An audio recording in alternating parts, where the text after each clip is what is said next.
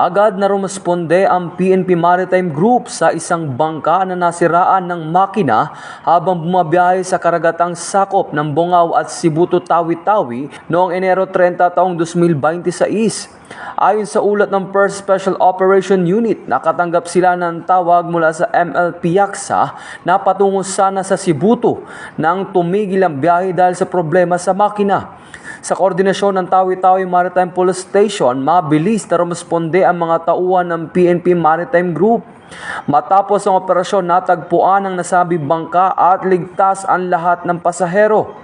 4 na sibilyan ang pansamantalang inilikas at dinala sa First Special Operation Unit ng headquarters para sa kaukulang tulong, habang ang iba ay nananatili sa bangka habang isinasagawa ang paghila pabalik sa dalampasigan.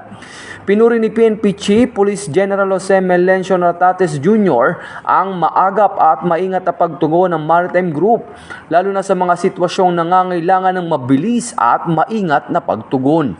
Ito ang bagong PNP para sa bagong Pilipinas, serbisyong mabilis, tapat at nararamdaman.